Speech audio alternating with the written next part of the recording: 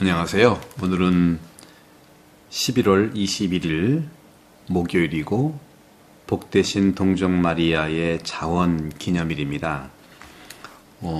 복음도 마태복음 12장 46절에서 50절 우리가 많이 아는 복음이에요. 제자들에게 이들이 내 어머니고 내 형제들이다.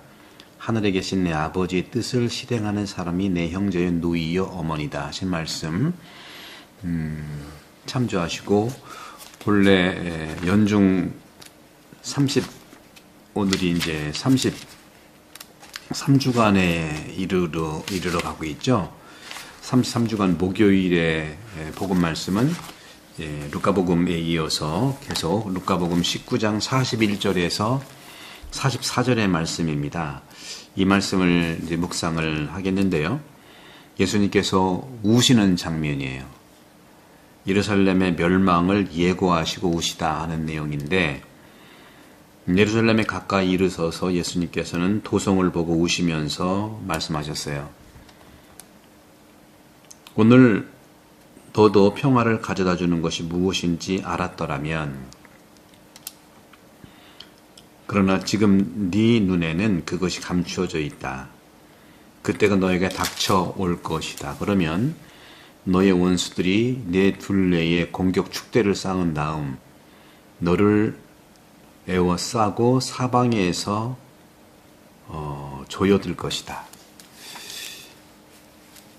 그러면서 너와 네 안에 있는 자녀들을 땅바닥에 내동댕이 치고 내 안에 돌 하나도 다른 돌 위에 남아있지 않게 하려는 것이다. 남아있지 않게 만들어버릴 것이다. 하나님께서 너를 찾아오신 때를 네가 알지 못하기 때문이다. 종말에 대한 이 말씀을 하면서 우세요. 예수님께서 예루살렘 성읍을 보시고 우셨죠. 오늘날도 마찬가지 울고 있잖아요. 가자지구. 왜 그런지 모르겠어요. 유대인들은 예수님 때나 지금이나 별반 달라진 게 없어요. 오늘날 예루살렘도요, 유대인, 그리스도인, 무슬림 모두에게 거룩한 도시, 성스러운 도시죠. 성경의 역사에서 그것은 아브라함의 시대부터 특별한 의미를 가져왔습니다. 다윗은 예루살렘에 성을 쌓고 계약의 궤를 예루살렘으로 옮기죠. 모세는요, 성전을 건축합니다. 그런 점에서도 모세가 아니라 솔로몬이죠. 솔로몬. 네. 솔로몬은 그 성전을 건축하죠. 그렇기 때문에 이 도시는요, 선택된 백성이죠. 다시 말하면 하느님께서 보호하시는 도시, 그리고 하느님께서 버림받으신 도시, 이러한 신비로운 드라마처럼 밀접하게 결합되어 있는 거예요. 이렇게 거룩하고 신비로운 많은 영성 작가들에게 이 예루살렘은 인간 영혼의 상징이었습니다. 또 지금도 그렇고요. 인간 영혼이 밝았다가 평화했다가 전쟁이었다가 난리도 그런 난리가 없지 않습니까? 오늘날 세상도 그렇죠. 도시에는 많은 거리들, 사무실들, 상점들이 질비해 있지요. 영혼도 많은 관심을 가지고 있지만 하느님이 우리의 삶에 흩어져 있는 것을 하나로 모으신다면, 연대하신다면, 연합시키신다면 의미가 있겠는데, 하지만 우리가 하느님에 대한 기억을 잃어버리면서 우리의 모든 생각도 잃어버리는 거예요. 그게 바로 통일성과 상실성이에요. 이스라엘이 그 성서시대 때부터 지금까지 하느님의 신앙이 얼마나 일관성이 있었어요.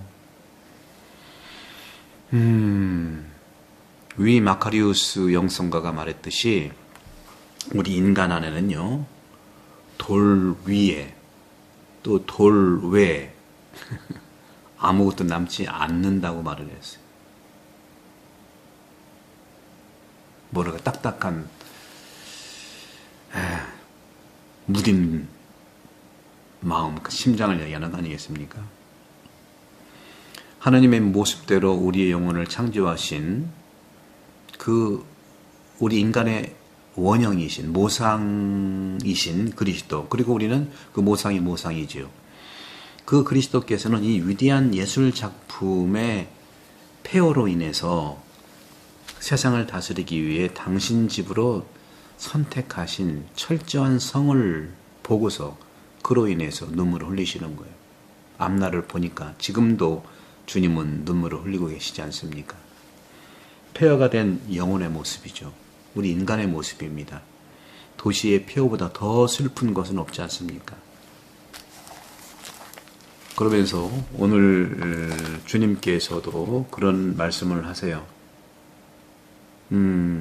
평화의 길, 바로 오늘날에도 당신 역시 그렇게 당신의 평화가 필요하다는 거죠. 평화가 필요하다는 것을 이해했다면 전쟁은 평화를 가져올 수 없는 거잖아요. 파괴만 가져올 수밖에 없죠. 러시아, 우크라이나, 이스라엘 가져지고 하마스, 저는 한반도 생각할 수 없습니다. 아시아는 유럽하고 달라요. 유럽은 늘 전쟁 통해서 성장한 나라지만 우리 아시아는요, 중국이 커지면 변방이 힘든 건 사실이었죠. 하지만 요즘에는 다 중국과 견제할 수 있는 부분이고, 크기의 문제가 아니라 어떤 정치적 문제이기도 하고 문화의 문제이기도 하잖아요. 영혼은 또한 능력을 발전시키고 성장하면서 그것을 위해서 내면의 평화가 필요합니다. 화가 나면 신문을 읽을 수 없잖아요. 그죠? 내면이 분노가 있는데 신문을 못 읽는다는 것은 내면과 외적인 것은 긴밀하다는 거 아니겠습니까? 기분이 좋지 않으면 우리와 가장 가까운 사람들, 우리에게 좋은 일을 해주는 사람들을 나쁘게 바라볼 수밖에 없어요. 그렇게 보는 거죠.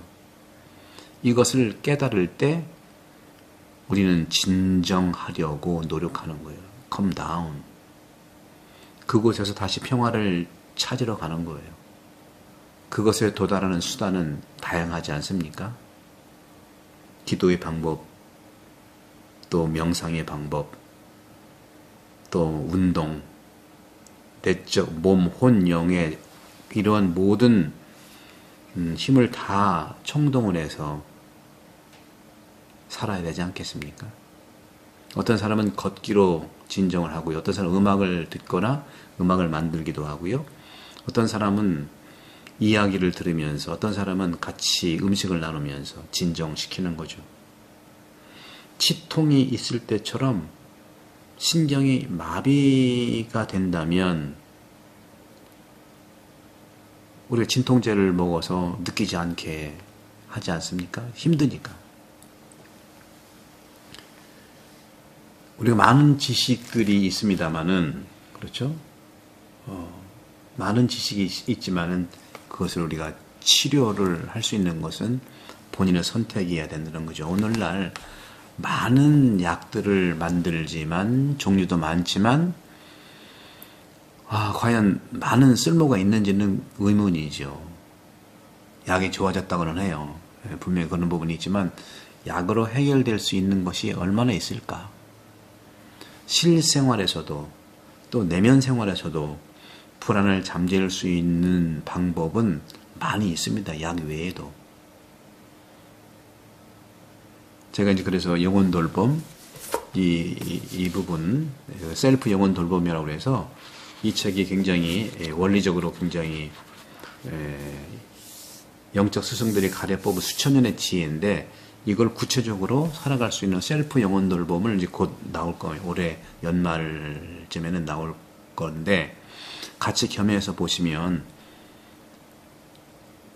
불안을 잠재울 수 있는 방법, 영혼 돌봄이 있어요. 하지만 평화의 왕이신 그리스도만이 지속적으로 평화를 가져오신다는 것을 믿어야 되는 것이죠. 주님께서 오늘 복음에서 그런 말씀을 하시죠. 하느님께서 너를 찾아오신 때에 네가 알지 못하였기 때문이다. 그렇습니다. 주님은 우리와 함께 있지만 그걸 못 느끼는 것이죠. 스웨덴 작가 입센이 있으시죠? 입센. 그는 우리가 중대한 오류라고 부르는 것, 다시 말하면 자신의 환상을 현실로 착각하는 것을 묘사하는 데 능숙한 작가였어요. 한강 작가도 자신이 아니라, 물론 자신도 당연히 그러죠. 세상을 바라보는 눈이 대단한 거예요. 타인을 바라보는 눈, 타인을 이해하는 눈, 타인의 영혼을 살피는 눈이 대단한 거거든요. 많은 분들이 자기 영혼도 이해 못하지만 자기식으로 살아가는 것을 볼 수가 있거든요. 결국 인생은 그런 것 같아요. 코미디이고 오히려 비극이라는 거죠.